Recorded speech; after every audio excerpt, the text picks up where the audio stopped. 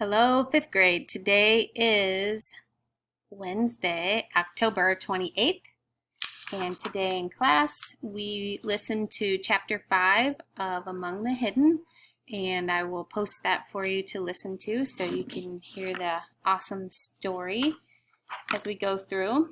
The other thing we did was add to our nifty thrifty 50 list, so if you want to grab that, push pause for a second and grab your spiral notebook.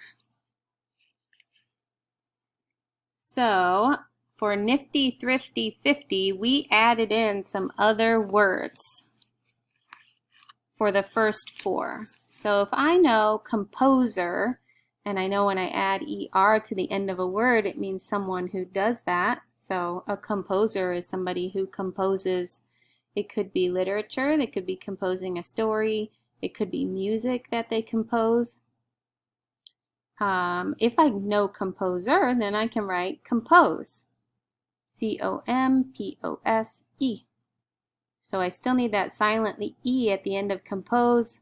Otherwise, that word would say compose. So I have to make sure I include the silent E. And when I make compose composer, what actually happens is I drop that silent E and then I add on ER. So it's kind of weird. It's like you lose one E, but then you add on a different one for ER. Then we decided, well, we see the word pose in there. Like your parents are always taking your picture and making you pose and smile pretty. So we know we can spell pose, P-O-S-E. Again, we need the silent E because it makes the long O say its name, so it doesn't say pause. So you should be writing these on your list because by knowing these four words, we actually know lots more. And then we stretched our thinking a little bit, and you compose writing in a composition notebook. So we decided to write composition, which is a longer word and it has a different suffix at the end. But compose is something you do, so it's a verb. We turn it into a noun by adding shun or T-I-O-N. So we need to keep the very beginning, compose, but we drop the E and write I, and then we write T-I-O-N, shun, for composition. The next word was encouragement. We see the word encourage in it, E-N-C-O-U-R-A-G-E. And then we said, wait a minute, we also see courage, C-O-U-R-A-G-E. And then we said we even see a tiny word, and we made kind of an upside down pyramid here, age. And then for number 3, so make sure you write all those. Then number 3, we had discovery as our nifty thrifty 50 word, and we saw the word cover inside of it. So we wrote cover, C-O-V-E-R. We said, we could also make the word discovers. Someone discovers a discovery. So this is the verb form, discovers, and discovery is the thing you find. So that's a noun because it's a thing. So we write discovers by just tacking on an S to the end of discover. And we even said we found the word over inside of it. And we thought of another verb form, discovering. And we just write discover and tack on the king of ing, ing to the end. So we have found we can write all these other words for the first 3, and then number 4 is hopeless. We found hope inside of it, H-O-P-E. We found less. Less is actually a word. It's a suffix, but it's also a word all by itself. So we wrote that down. Then we broke it down even smaller and we found the word hop. And then we decided, wait, we could make it a verb form with a king of ing on the end, hoping. And we talked about the fact that this word almost says hopping, but you would need to double the P to make it say the ah. Right now, what it looks like is the word hope with the silent E dropped and ing tacked on the end. And then we went crazy on this one. We had hopeful because we were trying different suffixes. So we just wrote that first word, hope, and tacked on the suffix full.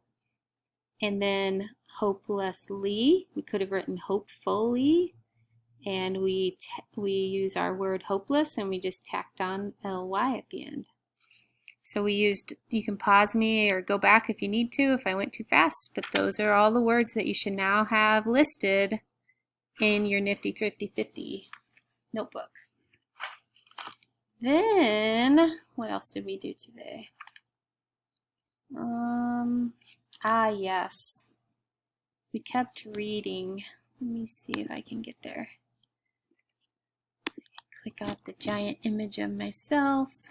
Move me over here out of the way. Back to 5th grade.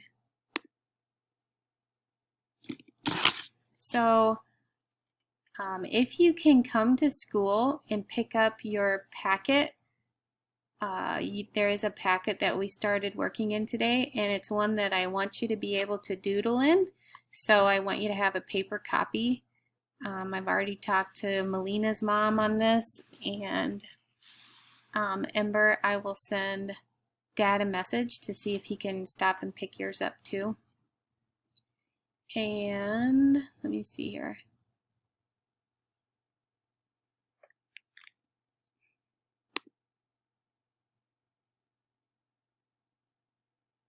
There we go. We've been reading The Poem That Will Not End. So we reviewed today and read together because it's really good for your reading skills to read and reread. So we just read some of the story part of it, not all. We didn't reread all the poems. So if you want to reread this with me, you're welcome to, but I'm going to go through it real quick. It started with a rhythm and a rhyme. It wouldn't let me stop. It ate up all my time. I tried to eat my breakfast, but didn't hesitate to scribble on the napkins and doodle across my plate. So remember, this kid just can't stop writing.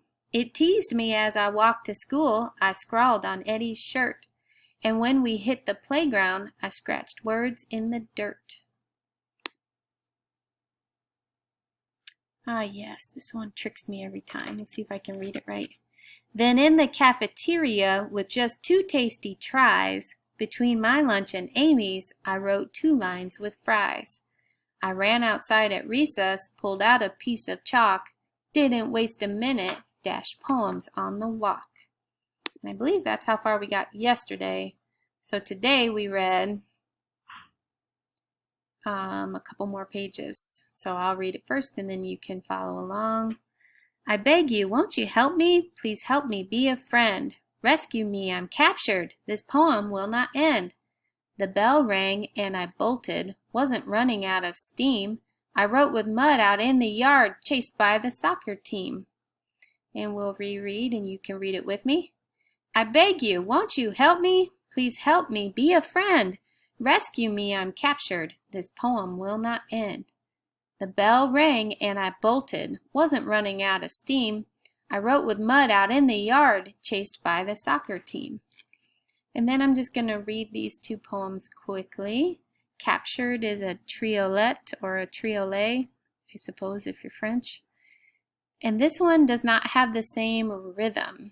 This one is not, this one has repetition in it. See if you notice.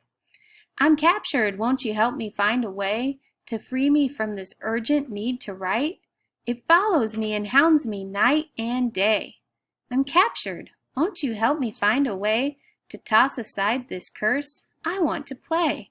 You must admit, this is a scary sight. I'm captured, won't you help me find a way to free me from this urgent need to write? And then we have a concrete poem over here called Soccer Ball. And a concrete poem just takes the place of whatever the subject is of the poem, so it's in the shape of a ball. Soccer ball, you are the center sun of our universe.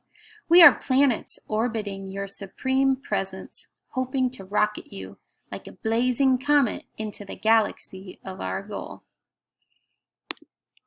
And on the next page, I ran right home and grabbed my bike. Can I escape this curse? My wheels were doing curlicues and writing lines of verse. My skateboard might be better.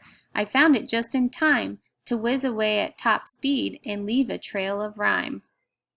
You can read with me. I ran right home and grabbed my bike. Can I escape this curse? My wheels were doing curlicues and writing lines of verse.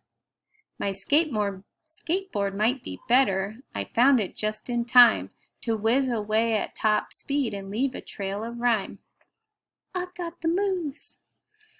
And then I'll just read these two poems. Bike. Step on. I am wheels and gears. I am speed. I will heed your slightest command. I will take you anywhere. I am wind in your hair. I am things unsaid. I'm the road ahead. Those are deep thoughts about a bike. And this one is called Skateboard. Hip, hop, pop and ollie. Can't stop. Gotta go with the flow. Fast, past, over, above, skim. Grinding the curbs and grooves. And I think, yep, that's all the farther we went. And then the next thing we did, make sure I found it. Yes, you are going to have, I'll pop back over to a big screen here. You're going to get a Doodle and Do figurative language package. And in this, the first thing you're going to do is see if you have anything fun to write with. If it's marker, it might bleed through. We use gel pens. So you write your name in cursive on the front, and you feel free to color in however you like on the front. I'm running out of minutes. And then on the next page, we spent some time talking about figurative language. So when you get your packet, I just want you to fill in the blanks. We said figurative language goes beyond literal meanings of words. So you might have heard somebody say, I literally am tired, or I literally need a snack or something. I can't even think of something right now. But they say literally, literally, literally all the time. Well, the opposite of literal is figurative. So I might literally break my back, which means a bone broke.